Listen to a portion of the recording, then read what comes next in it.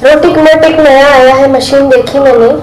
Mummy हम रोटी मैटिक ला देते हैं तुम्हारे लिए। इसमें बस आटा डालो और पानी डालो, रोटी तैयार। मशीन जो करेगा क्या, जिसमें पानी डाल दो, आटा डाल दो और तेल डाल दो और वो रोटी बना के। जो मेरे दिल में आया वो ये था कि हाय कितने रोबोटिक होते जा रहे हैं हम।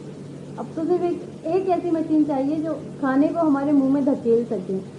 बहुत देर तक मैं सोचती रही कि क्या इस रोटी मैटिक की बनी हुई रोटियों का स्वाद ठीक वैसा ही होता होगा जैसा हमारे हाथों में या हमारी माँ के हाथों में था। अभी मुझे तो ये बताइए कि अगर रोटियां मशीन से ही बनने लग गई तो हमारा क्या काम रहेगा?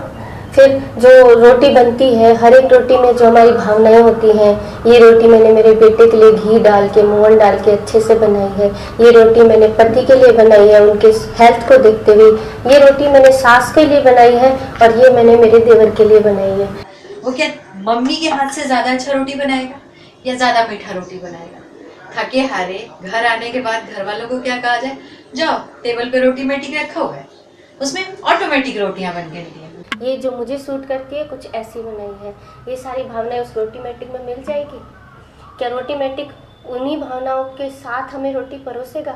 हमारे बच्चे क्या कहेंगे कि मम्मी भूख लगी है, मैं कहूँगी जाकर बेटा रोटी मैटिक में डाल के आटा रोटी बना लो और खा लो। फिर क्या हमारे लिए भी वही माँ वाली भावनाएं बनी रहेगी उनके लिए? माँ ने क्या कहा था, रोटी मैटिक में जाओ रोटी खा लो। कहूँगी मम्मी कामकाजी थी तो कुक लगा रखा था घर में, उसकी रोटियां हम कभी नहीं खाते थे। थपेड़े जैसी रोटियां बना के रख देता था वो, हम कभी खाते नहीं थे, सारा खाना बचा रहता था। जब मम्मी शाम को आती थी तो उन्हें बड़ा गिल्ट होता था कि बच्चों ने खाना नहीं खाया। क्यों भाई, मेरे बेलन से बनी हुई रोटी ज्यादा खराब होती है? वैसे ही इतने सारे मशीन, इतनी सारी चीजें, हमारा आधा से ज्यादा वक्त तो ऐसे ही बीत जाता है। हमारे हिस्से काम क्या है, घर वालों को 2 अच्छी मीठी और गर्मा गर्म ताजी रोटियां खिलाना, उसको भी हम छोड़ दें क्यों?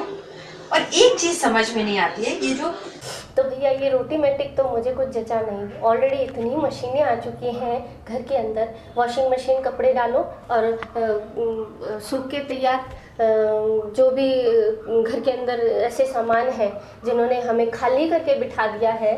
और बिल्कुल हम ऐसे दिन भर बस क्या काम रह गया हमारे पास? रोटी बनाना है, खिलाना है बच्चों को, और तो कोई काम रहा नहीं है। वो भी हमसे छीन लिया जाएगा तो भैया हम क्या आपका मुंह देखेंगे? आज बैठ करके टीवी के अंदर वो जो षड्यंत्र वाले सीन है जिसमें आज उसकी ये लिपस्टिक है, आज उसके वो गहने, वो आज उसके कपड़े, वही देखते रहे। मैं जब देख रही थी उसको कि उसके ऐड में जो ये एक लाइन कि हम जब थके हारे घर आए तो हमारे अंदर हिम्मत नहीं होती है कि हम 2 रोटी बनाएं, फिर हम कमाते क्यों हैं, इतनी मेहनत क्यों करते हैं? अच्छा खाना इसलिए ना, या सिर्फ कपड़े और मेकअप के लिए, या एक स्टेटस बनाने के लिए? भाई मेरे लिए तो रोटी मैटिक दुनिया की सबसे खराब मशीन है, मुझे बिल्कुल पसंद नहीं। इसलिए मेरे लिए तो ये वाला तरीका ज्यादा अच्छा है, जब हाथ में बेलन हो, चिमटा हो, तवा हो और गर्मा गर्म रोटी। क्या काम हमें बिजी रखता है वो गलत है? हमारी जो नेगेटिव भावनाएं कभी या खाली बैठने पर जो भी उटपटांग विचार आते हैं उससे बचाता नहीं है ये काम। कितने तरह के रोग आ गए हैं खाली बैठने पर। मानसिक रोग सबसे ज़्यादा हो रहे हैं। कई ऐसे रोग हैं जो एक्सरसाइज बता रहे हैं, जिनको एक्सरसाइज से वो ठीक हो जाते हैं। तो क्या ये एक्सरसाइज नहीं है हमारे घर के काम? ये ज़रूरी नहीं है हमारे लिए? कब गए वो कामधेनु और वो मिठास भरे भोजन, पौराणिक भोजन सब खत्म हो गए। सिलबट्टे की आवाज़, चूल्हे की धौंकनी फूकने की आवाज़ और रोटी के अंदर धुआं डालने की खुशबू, सभी तो ख़त्म कर दी इन्होंने मशीनों ने। अब क्या बाकी रह गया? रोटी मैटिक या वॉशिंग मशीन, ऐसी सारे तरफ, चारों तरफ तो मशीनें ही मशीनें नज़र आ रही हैं। अब स्वाद तो ख़त्म ही होता जा रहा है ना ज़िंदगी में। और छुट्टी वाले दिन मम्मी को अपने हाथों से पतली पतली मुलायम बारीक सी रोटी एकदम बना के घी लगा के गरम गरम जब हमें खिलाती थी, वो चाहे आप हमें चटनी से खिला दीजिए, हम तृप्त हो जाते थे। तो साहब जब हमारा जो कुक है वो भी तो ह्यूमन है, आखिर वो बना रहा है रोटी, जब वो टेस्ट हमें उस ह्यूमन के उस कुक के हाथों से नहीं आ रहा है तो भाई ये तो मशीन है, इसमें से कहाँ आएगा? तो जो हमारी बनाई हुई रोटियों के अंदर जो प्रेम होता है, जो प्यार होता है, जो टेस्ट होता है, वो इस मशीन में नहीं हो सकता। और इन सब के अलावा भी हम सोचें तो बहुत ज़्यादा रोबोटिक होना हमारे लिए हानिकारक है। आप बहुत मशीनरीज यूज़ करेंगे, आपके शरीर की मशीनरीज जवाब देंगी। डॉक्टर्स कहते हैं कि कलाइयों की एक्सरसाइज होती है आटा गूंदने और बेलन चलाने से, और उससे ये कलाइयाँ सही रहती है। और ये मेरा अपना एक्सपीरियंस है, मेरा ये ऑपरेशन हो चुका है, देख रहे हैं आप कि मेरा ऑपरेशन हो चुका है, यहाँ पेन रहता था बहुत ज़्यादा।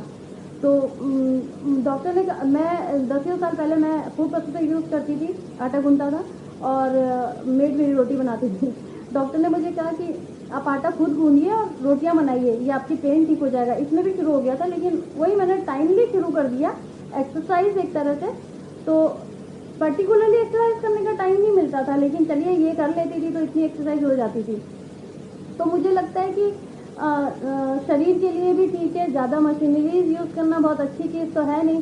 फिर इतना ज़्यादा रोबोटिक बनने की क्या जरूरत है। अपने शरीर को थोड़ा सा कष्ट दें, अपने हाथों पे ज़्यादा भरोसा रखें, और मुझे लगता है कि हमारे से ज़्यादा अच्छी रोटियां कोई नहीं बना सकता। धन्यवाद।